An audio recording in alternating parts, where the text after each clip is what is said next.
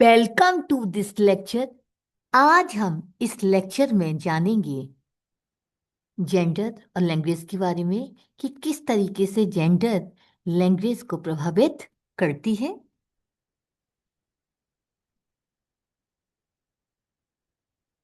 Gender refers to the socially constructed characteristics of women and men। Gender, जिसे हम लिंग के रूप में जानते हैं, वह महिलाओं और पुरुषों की जो समाज में जो निर्मित जो विशेषता है उसकी ओर संकेत करती है। और ये विशेषता हमें पता चलती है नॉर्म्स के आधार पर, रोल्स भूमिकाओं के आधार पर एंड रिलेशनशिप संबंधों के आधार पर, जो मेल और फीमेल यानी पुरुषों और महिलाओं के समूह के बीच में जो रिलेशनशिप होती है, जो उनकी भूमिका होती है, जो उनके मापदंड होते हैं, उसके आधार पर महिलाओं पुरुषों की सामाजिक विशेषता निर्मित होती है।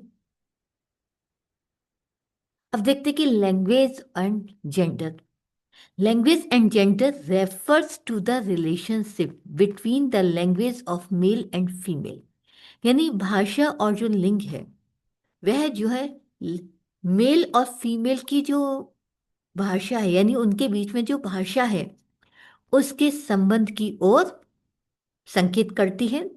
Gender reference is not only a reflection of the speeches between male and female. तो अगर हम जेंडर की बात करते, लिंग की बात करते, तो इसका संपर्क केवल भाषा बोलने से नहीं है, जो मेल और फीमेल के बीच में बोल दी जाती है उसके प्रतिबिंब से नहीं है, बल्कि एक रिफ्लेक्शन उस प्रतिबिंब से भी है जो उनके रहने का स्टाइल है और उनका एटीट्यूड है। यानी लैंग्वेज में हम अगर देखते हैं, लैंग्वेज एंड जेंडर की बात करते तो हमें उनकी भाषा के साथ साथ उनके जो रहने का स्टाइल होता है, उनका जो एटीट्यूड होता है, उसका भी पता चलता है, उन चीजों को भी ये प्रभावित करता है। अब देखते हैं कि किस तरीके से जेंडर भाषा को प्रभावित करता है। Gender plays a significant role in shaping how people use language in both speech and writing. Gender एक बहुत ही महत्वपूर्ण भूमिका निभाता है आकार देने में कि किस तरीके से लोग भाषण के रूप में और लेखन के रूप में लैंग्वेज का यानी भाषा का प्रयोग करते हैं। यानी हम जेंडर के आधार पर ही कंफर्म कर सकते हैं कि लोग किस तरीके से भाषा का इस्तेमाल करते हैं अपने लेखन के जरिए और अपने बोलने के जरिए में बोलने में। Man and women often have different styles of communication. हम देखते हैं कि जो पुरुष और महिलाएं होती हैं उनका जो कम्युनिकेशन करने का, जो संचार करने का जो तरीका होता है वो बिल्कुल अलग होता है ड्यू टू सोशल एक्सपेक्टेशन, क्योंकि दोनों से ही सामाजिक जो अपेक्षाएं होती हैं, रोल्स भूमिकाएं होती हैं, कल्चर कंडीशन और सांस्कृतिक जो दशाएं होती हैं उस वो दोनों की बहुत अलग अलग होती हैं। और उनकी रोल अलग होने के आधार पर, सामाजिक अपेक्षा अलग अलग होने के आधार पर और उनकी सांस्कृतिक कंडीशन अलग अलग होने के आधार पर दोनों का जो कम्युनिकेशन करने का स्टाइल होता है वो बिल्कुल अलग होता है। और यही चीज जो लैंग्वेज में हमें वेरिएशन देखने को मिलता है जेंडर के आधार पर। देखते हैं, अब हम जेंडर वोकेबलरी की थोड़ी सी बात करते हैं। Masculine, feminine and gender natural. देखिए, मैस्कुलिन जो पुरुषों के लिए बात कर रहे हैं, फेमिनिन जो महिलाओं के लिए बात कर रहे हैं, और जेंडर नेचुरल की बात कर रहे हैं जहाँ पर महिला पुरुष दोनों को लिए जो सामान्य वर्ड का इस्तेमाल किया जाता है। मैस्कुलिन के अगर हम मैन का इस्तेमाल करते हैं तो फेमिनिन फीमेल के लिए हम वोमेन का इस्तेमाल करते हैं। और हम कॉमन जेंडर की बात करें तो हम केवल पर्सन के लिए, जो कि पर्सन महिलाओं के लिए भी यूज होता है और पुरुषों के लिए भी यूज होता है। फिर देखिए, मेल के लिए हम लोग फादर का इस्तेमाल करते हैं, तो वहीं फेमिनिन में हम लोग मदर का इस्तेमाल करते हैं और वहां पर हम पेरेंट वर्ड का इस्तेमाल करते हैं। पुरुषों के लिए बॉय का इस्तेमाल होता है तो फेमिनिन में गर्ल का इस्तेमाल होता है। और यहाँ पर हम चाइल्ड का इस्तेमाल करते हैं, जो कि चाइल्ड में गर्ल और बॉय दोनों आ जाते हैं। यहाँ पर हम पुरुषों के लिए अंकल का इस्तेमाल करते हैं तो यहाँ पर हम आंटी का इस्तेमाल करते हैं। एंड यहाँ पर हम रिलेटिव्स की बात कर देते हैं, रिलेटिव में अंकल एंड आंटी दोनों आ जाते हैं। उसी तरीके से पुरुषों के लिए हम चेयरमैन का इस्तेमाल कर सकते हैं, या कोई एक्टर अगर होता है तो उसको एक्टर बोलते हैं। यहाँ पर केवल हम एक्टर का इस्तेमाल करते हैं फीमेल के लिए। और अगर कॉमन जेंडर की बात करें तो हम केवल चेयर पर्सन का इस्तेमाल कर देते हैं। तो इस तरीके से जेंडर वोकेबलरी में भी थोड़ा सा हमें डिफरेंस देखने को मिलता है।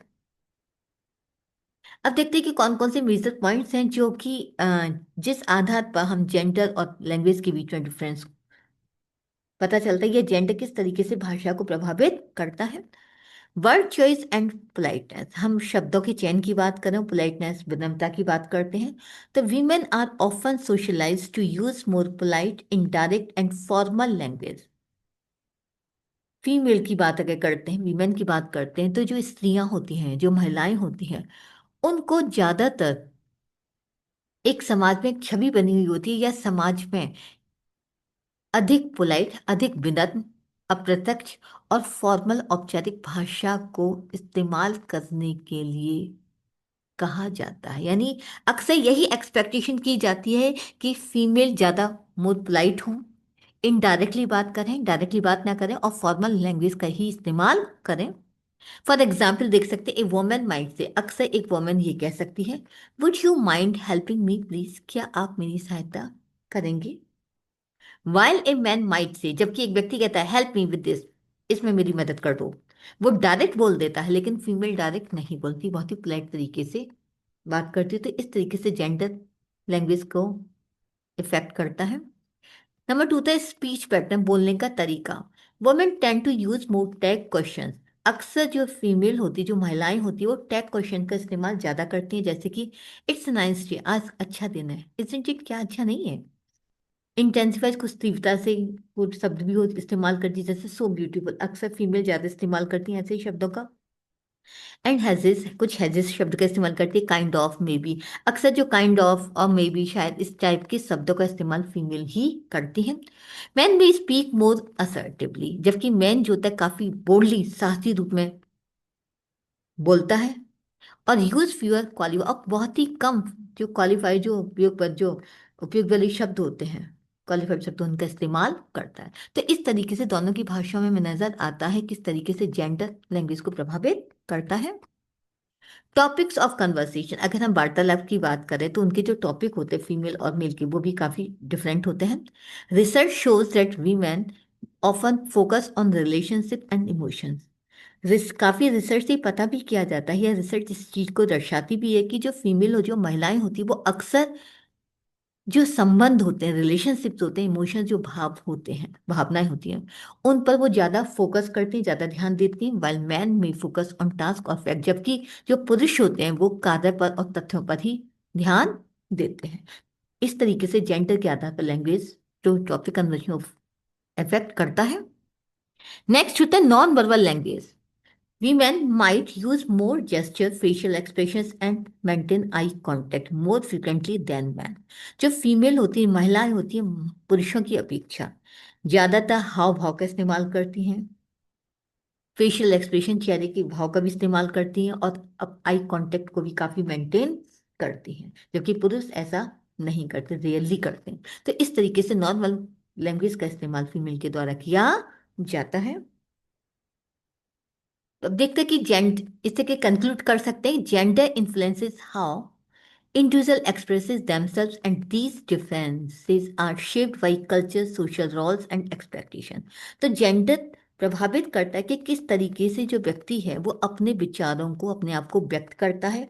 और ये जो डिफरेंस होते हैं, जो हमने मेल और फीमेल के बीच में जो डिफरेंसेस देखे, उनके बोलने चालने में जो डिफरेंसेस देखे हमने, वो कल्चर, संस्कृति के आधार पर, सोशल रोल, सामाजिक भूमिकाओं के आधार पर, और एक्सपेक्टेशन, जो सोशल उम्मीद जो होती है, अपेक्षा जो की जाती है, उसके आधार पर इनके बीच में डिफरेंस क्रिएट होता है। यही डिफरेंस उनके द्वारा दिया जाता है, अपनी अपनी भूमिकाओं के आधार पर हम बीच में डिफरेंस देख सकते हैं। तो इस तरीके से हमने देखा कि इस लेक्चर में कि जेंडर क्या है, लैंग्वेज और जेंडर किस तरीके से कार्य करते हैं, और किस तरीके से जेंडर लैंग्वेज को प्रभावित करता है।